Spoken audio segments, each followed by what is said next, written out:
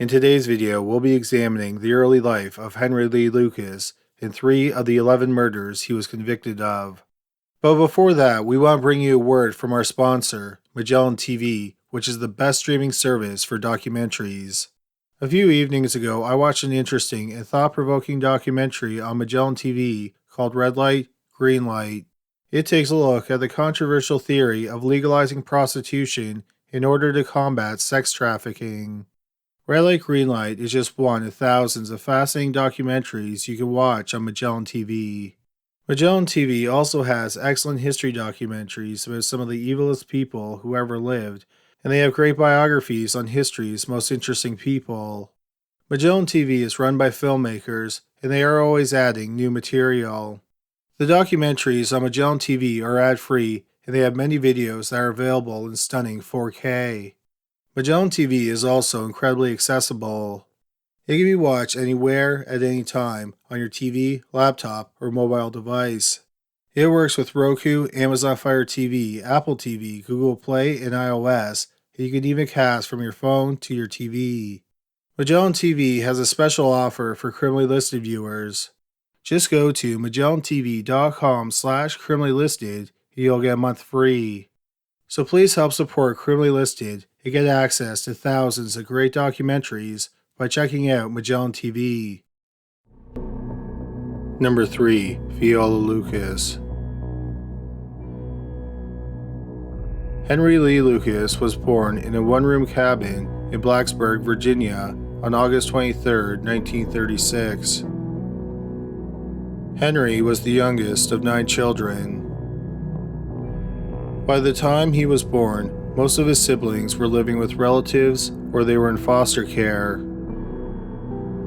Both of Henry's parents, Anderson and Viola, were alcoholics. Anderson had lost both of his legs after a train ran over them.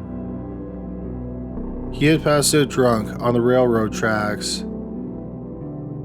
Henry's mother, Viola, was a sex worker. When Henry was born, Viola was 48 years old. When Henry was 7 years old, his mother started dressing him in girls' clothes. She also curled his hair to make him look like a girl. She had apparently planned on pimping him out to both men and women. But a teacher complained to the local authorities, and they forbade Viola from dressing Henry in girls' clothes. That same year, Henry got into a fight with his brother, and his brother accidentally cut his left eye with a knife. Henry ended up losing his left eye. The wound soon became infected, and 7-year-old Henry was hospitalized for 2 weeks. During those 2 weeks, his mother only paid him 1 visit. When Henry was 8 years old, his mother started to have sex with her clients in front of him. One day when Henry was 8 years old, he was fixing a fence on his family's property. While he was working on the fence, Viola called for him to come watch her and her client, but Henry didn't respond to her. She became furious and picked up a 2x4. She hit Henry in the back of the head, knocking him unconscious. Viola left him lying on the ground and she went to work. The next morning, Viola thought that Henry would be fine. She assumed that when he regained consciousness, he went into the chicken coop where he normally slept. She was surprised to find Henry still unconscious in the same spot where she had left him the afternoon before. Viola kicked Henry several times, but he didn't move.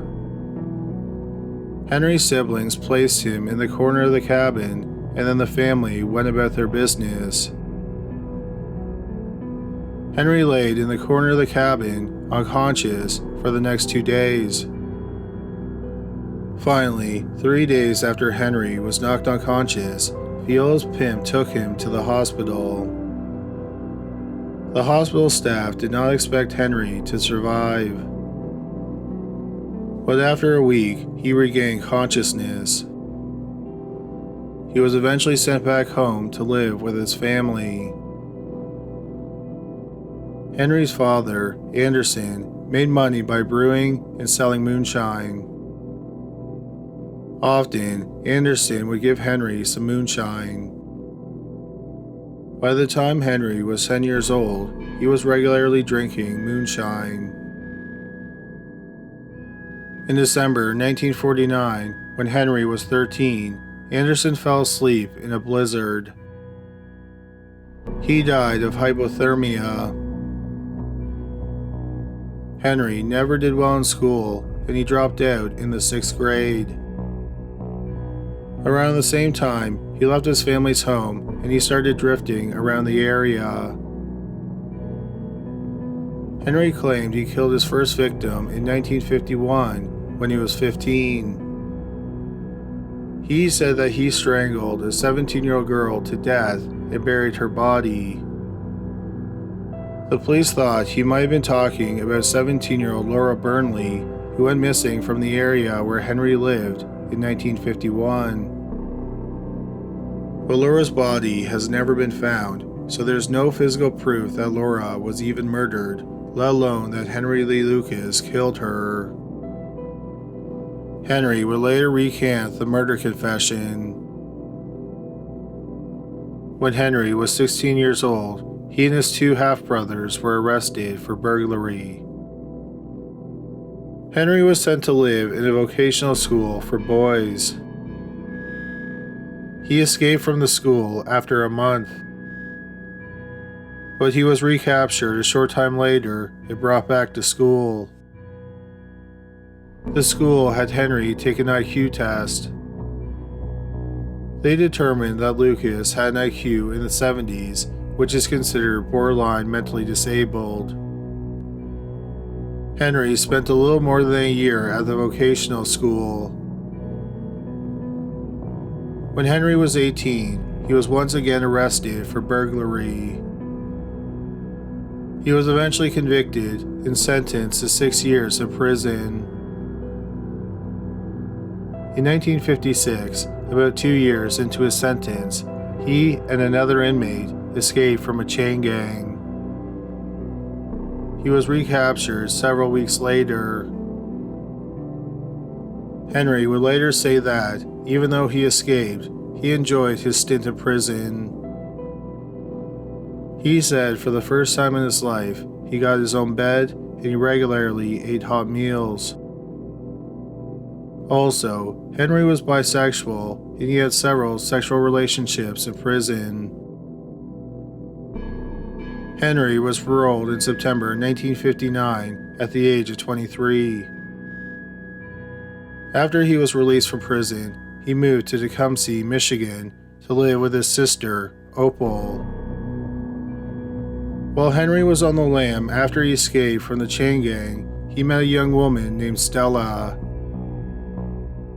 Henry and Stella corresponded after Henry was sent back to the prison. After Henry moved to Tecumseh, he asked Stella to marry him, and she accepted. Henry's mother, Viola, heard about Henry's engagement through Opal, and she was not happy about it. In early 1960, Viola traveled to Tecumseh. Viola was 72, and she had stopped bringing in a stable income from sex work quite a while ago. Viola wanted Henry to move back home and take care of her. Henry did not want to do that.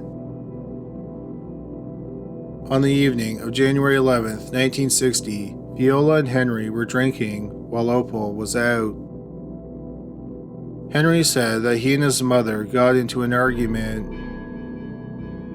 He said that his mother hit him in the head with a broomstick. Henry said that he snapped. He said without even thinking about it, he stabbed his mother in the neck. Henry said that he panicked after he saw what he did, so he ran away. Opal came home and found her 72-year-old mother bleeding to death. Viola was taken to the hospital, but she did not survive her wound. Henry Lee Lucas became a wanted man. He was arrested 5 days after the stabbing while he was hitchhiking in Ohio. Nearly a month after Henry was arrested, he was convicted of second-degree murder. He was sentenced to 40 years of prison with a possibility of parole after 20 years. Number 2. Becky Powell. Henry Lee Lucas was paroled in 1970 when he was 34 years old. He had served only about 10 years for the murder of his mother, Viola. After he was paroled, he bounced around for a bit. He would often crash at the home of one of his older sisters. A year after Henry was paroled, he was once again living with his sister, Opal. Not long after Henry moved in with Opal, he was arrested. He had attempted to kidnap 2 girls from a bus station in Palmyra, Michigan. When Henry was arrested, a handgun was found on him, and this was a violation of his parole. For the parole violation and the attempted kidnapping, he was sentenced to 4 to 5 years of prison. Henry was released in 1975 after serving about 3.5 years in prison. In 1975, Henry got married and he lived in a trailer park in Port Deposit, Maryland with his wife and her children. Henry and his wife were together for almost 2 years. Then Henry moved away from Maryland and started drifting. In 1979, Henry Lee Lucas met Otis Toole.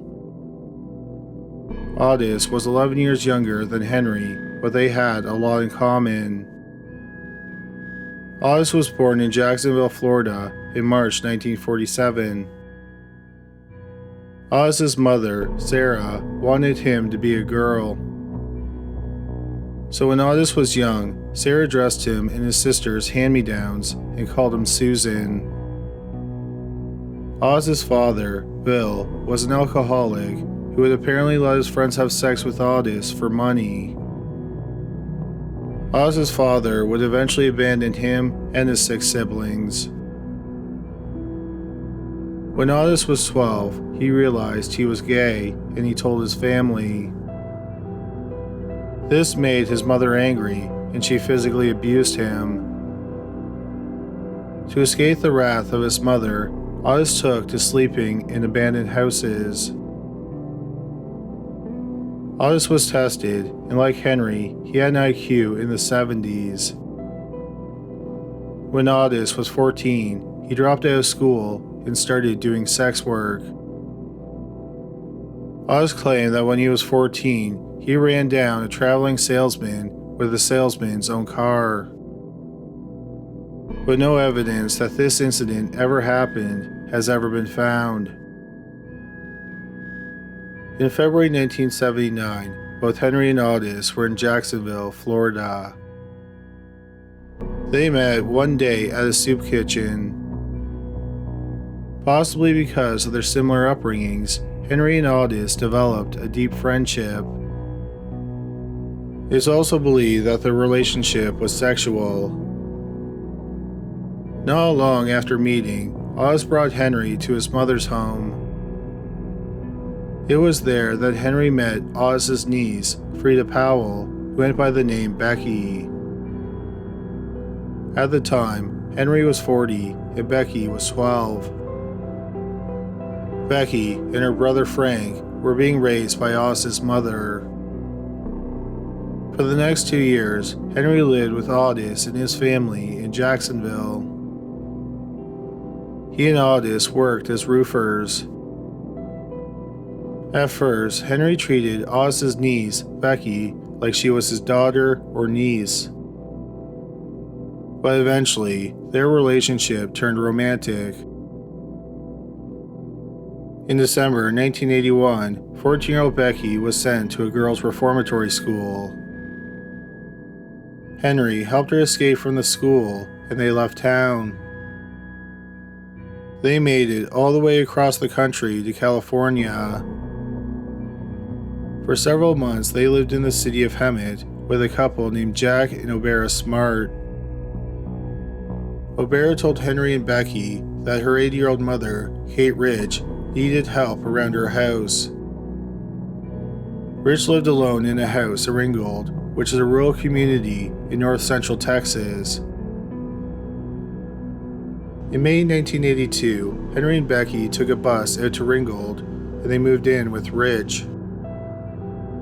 In exchange for boarding and a little bit of money, Becky was supposed to cook and clean, while Henry was supposed to do repairs around the property. But Henry and Becky only lived with Rich for 4 days. Some of Rich's neighbors had learned that Henry and Becky were stealing money from Rich's bank account, so they forced Henry and Becky to leave. Henry and Becky started hitchhiking, and they were picked up by a man named Reuben Moore. Moore ran a Pentecostal commune called the All People's House of Prayer near Stoneburg, Texas, which is about 10 minutes from Ringgold. He offered Henry and Becky a shack to live in. In exchange, Moore wanted Henry's help doing construction and maintenance around the commune. With no other prospects on their horizon, Henry and Becky accepted his offer. While they were living in the commune, Becky regularly attended church services. She would also pay visits to Kate Rich and help her around her home. The church services made Becky realize that she wanted to get her life on track. She was sick of drifting and always being broke. She was also feeling homesick and wanted to go back to Florida. Henry, on the other hand, did not want to move. He liked living in the commune. He had a daily routine that he enjoyed, and he had friends in the commune. But he wanted Becky to be happy, so he agreed to leave the commune. So they started hitchhiking eastward. On the evening of August 24th, 1981, Henry and Becky arrived in Denton County, Texas. They tried to get another ride, but no one picked them up. They also couldn't get a motel room for the night. So they decided just to sleep in a field. Before they had settled down for the night in the field, Henry picked up some beer. He started drinking, and then he and Becky began arguing.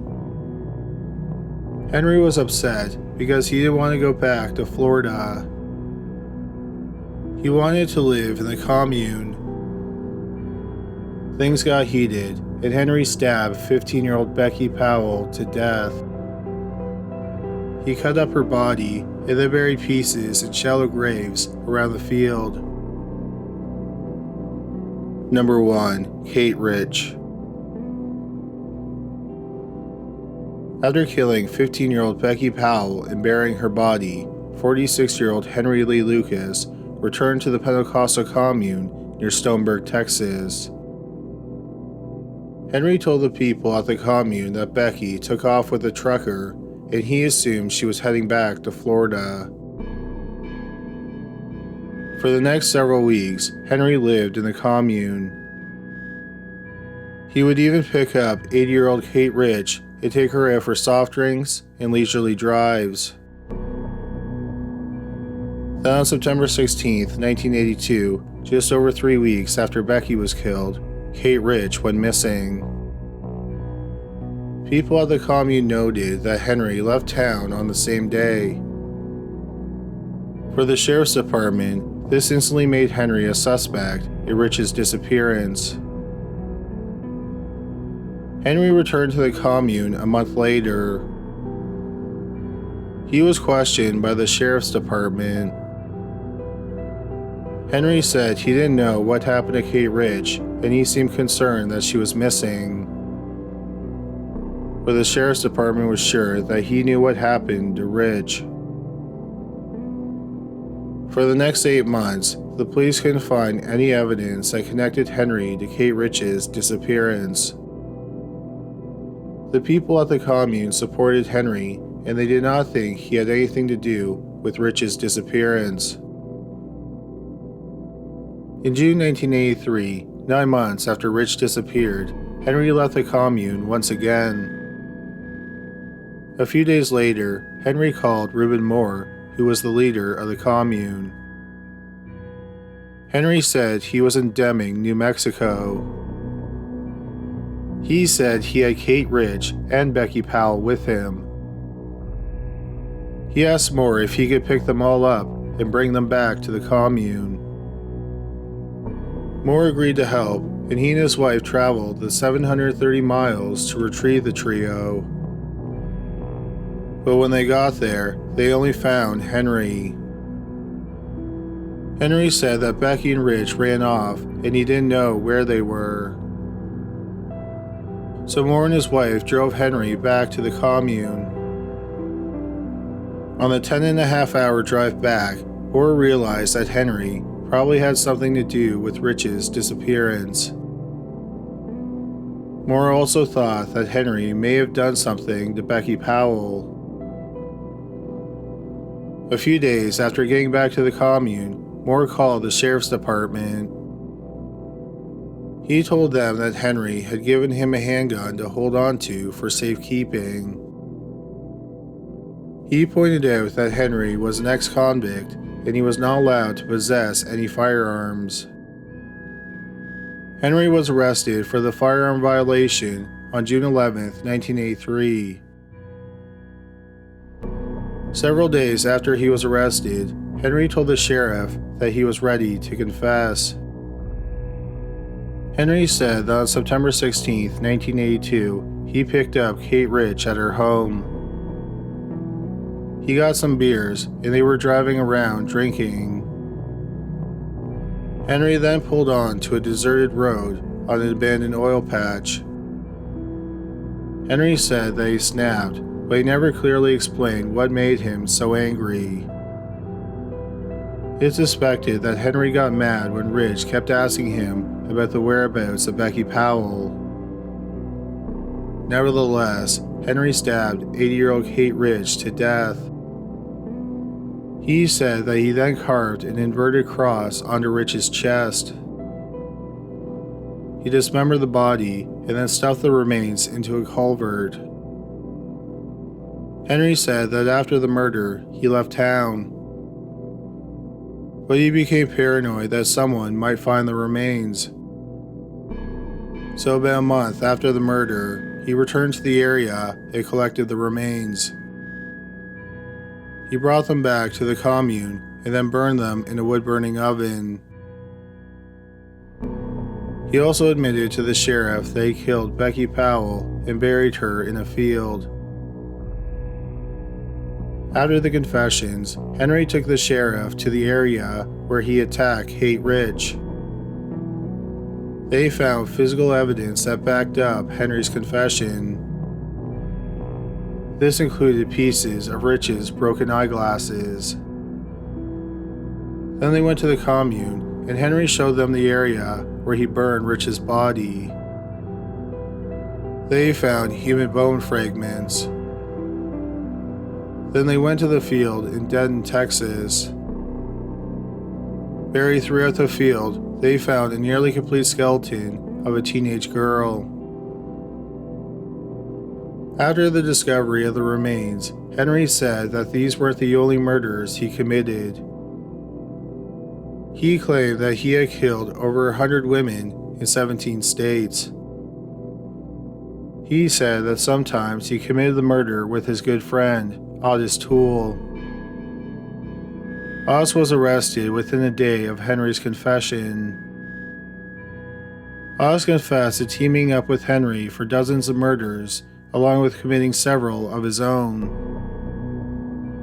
This included the murder of 6-year-old Adam Walsh. Adam was kidnapped from a Sears department store in Hollywood, Florida, on July 27, 1981. His head was found in a drainage canal 2 weeks later. The rest of his body has never been found. Audis was ultimately convicted of 6 murders and he was sentenced to death. He was never convicted of the murder of Adam Walsh because there was no physical evidence that connected him to the murder. Audis later recanted all of his confessions. On September 30th, 1983, Lucas was convicted of killing Kate Rich, and over a month later, on November 10th, he was convicted of murdering Becky Powell. For the murder of Becky, Henry was handed a life sentence, and he was sentenced to 75 years for killing Rich. Between April 1984 and February 1985, Henry was convicted of 8 more murders. In April 1984, for one of his convictions, which was the murder of an unidentified woman known only as Orange Socks, he was sentenced to death. Henry would later recant all his confessions. He claimed that the only person he killed was his mother, and he had already served his sentence for that conviction. Experts on the case all agree that Henry killed Becky Powell and Kate Rich. He knew both victims, and he was the last person to see them alive. He confessed to their murders, and they led the police to their remains. These 2 murders were the only 2 cases that Henry ever led the police to undiscovered human remains. Many people seriously question if Henry committed the other 8 murders he was convicted of. In our next video, we'll look at 3 cases where Henry Lee Lucas was convicted of a murder that he probably didn't commit. But that's all for today's video. Thank you so much for watching. Please check out criminallist.com where you can suggest cases, buy merch, and find out about an exclusive podcast. We're also on Facebook at facebook.com/criminallylisted. But that's it for today. Thanks again for watching.